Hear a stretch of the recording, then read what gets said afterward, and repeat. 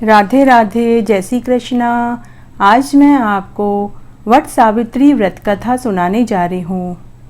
ज्येष्ठ मास की अमावस्या को सुहागिन महिलाएं वट सावित्री व्रत करती है ताकि उनका सुहाग अटल रहे, अमर रहे। साथ में कथा सुनती है और वट वृक्ष की पूजा करती है। वट वृक्ष में ब्रह्मा, विष्णु, महेश तीनों देवताओं का निवास होता है। सुहागिनें बरगद के पेड़ के चारों ओर परिक्रमा करते हुए 7, 11, 21, 51 या फिर 101 परिक्रमा लगाती हैं। बरगद के चारों ओर कच्चा सूत या फिर मोड़ी बांधती हैं और पति के दीर्घायु की कामना करती है। वट वृक्ष की पूजा करने से घर में सुख, शांति, वैभव, समृद्धि, धन, लक्ष्मी आती है। इस वट वृक्ष की पूजा और व्रत सुहागिन महिलाओं के साथ कुंवारी लड़कियां भी अच्छा घर-वर पाने के लिए करती है और साथ में बुजुर्ग महिलाएं मरने के बाद वैकुंठ का वासा पाने के लिए वट वृक्ष की पूजा करती हैं और व्रत रखती हैं। कथा इस प्रकार है। भद्र देश के राजा का नाम अश्वपति था। राजा के कोई औलाद नहीं थी। तब राजा ने संतान प्राप्ति के लिए एक यज्ञ रखा और यज्ञ में वो 1 लाख आहुतियां रोज देते थे। कई वर्षों तक उन्होंने ये यज्ञ किया। इसके बाद माँ सावित्री ने यज्ञ में प्रकट होकर राजा से वर मांगने को कहा और कहा कि मैं तुम्हारी पूजा और भक्ति से प्रसन्न हूँ, तुम कोई वर मांग लो। तब राजा ने संतान की प्राप्ति का उपाय पूछा। तब माँ सावित्री ने कहा कि हे राजा, मेरा ही स्वरूप तेरे यहाँ कन्या के रूप में पैदा होगा। तब राजा की पत्नी को कुछ समय बाद गर्भ ठहर गया और 9वें महीने में एक रूपवान, तेजस्वी, सुंदर कन्या ने जन्म लिया। राजा ने पुत्री का नाम सावित्री रखा। सावित्री बहुत ही सुंदर थी। जब सावित्री विवाह लायक हुई, राजा ने अपने मंत्रियों के साथ वर तलाश करना शुरू किया, लेकिन राजा अपनी पुत्री के लिए कोई वर नहीं चुन पाए। तब एक बार की बात है, तब राजा ने पंडितों को अपनी पुत्री सावित्री की जन्मपत्री दिखाई। तब पंडितों ने जन्मपत्री देखकर राजा से कहा कि आपकी पुत्री विवाह के 1 वर्ष बाद विधवा हो जाएगी। यह सुनकर राजा बहुत दुखी हुए। तब राजा ने शादी के बारे में सोचना छोड़ दिया। जब सावित्री विवाह लायक हुई, तब एक दिन वह अपनी सखी सहेलियों के साथ वन में भ्रमण करने गई तो उसने वहां एक सुंदर युवक को लकड़ी काटते हुए देखा। तब सावित्री ने मन ही मन उसी युवक से विवाह करने का मन बना लिया। उस युवक का नाम सत्यवान था। सत्यवान के पिता एक राजा थे, परंतु दुश्मन राजाओं ने उनका राज्य चालाकी से हड़प लिया और वे सब जंगल में झोपड़ी बनाकर रह रहे थे। एक बार राजा ने अपनी पुत्री से कहा कि पुत्री, मैं तुम्हारे लिए वर ढूंढने में असमर्थ हूँ। मैं तुम्हें अनुमति देता हूँ कि तुम अपने लिए कोई अच्छा सुयोग्य वर तलाश करो। मैं उसी के साथ तुम्हारा विवाह कर दूंगा।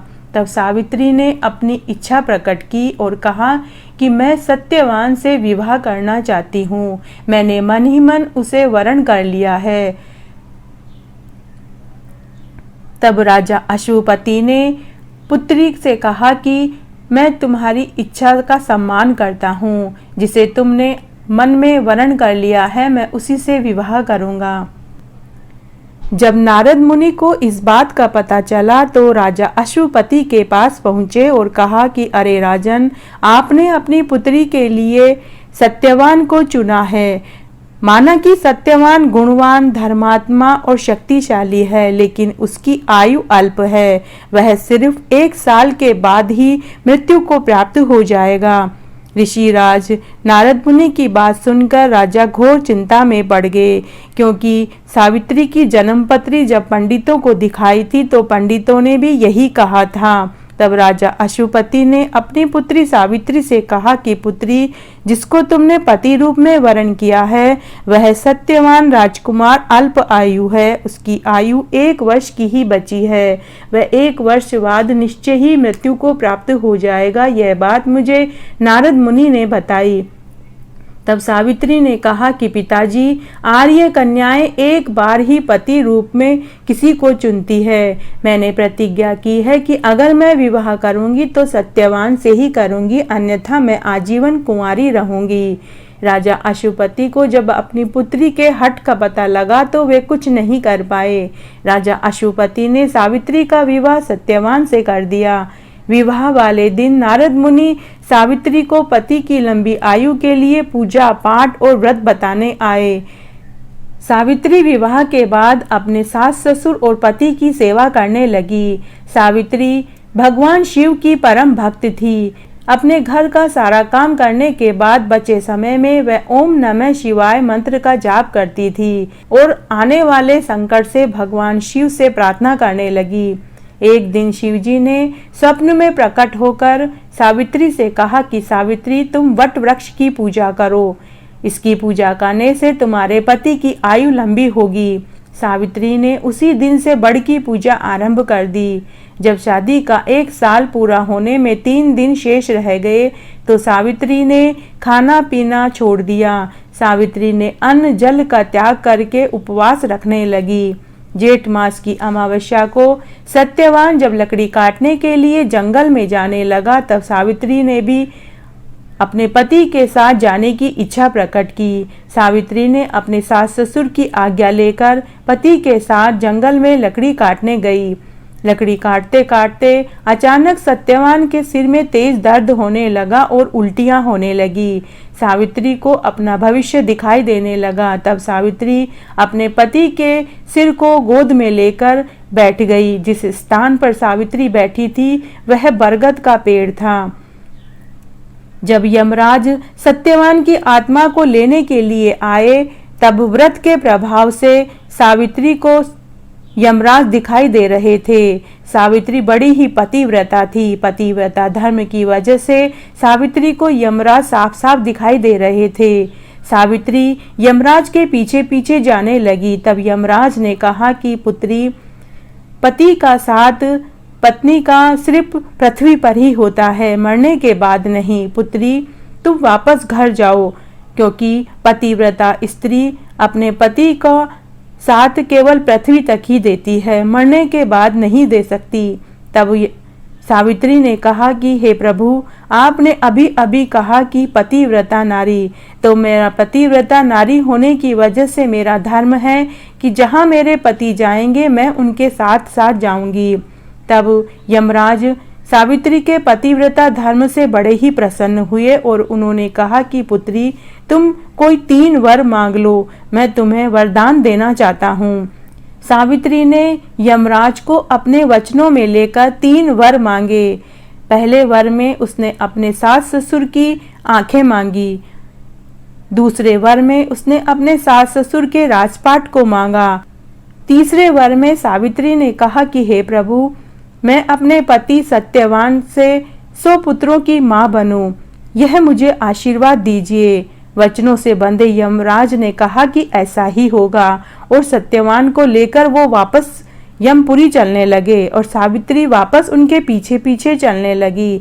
तब यमराज ने कहा कि पुत्री, तुम वापस घर जाओ, मैंने तुम्हें 3 वर दे दिए हैं।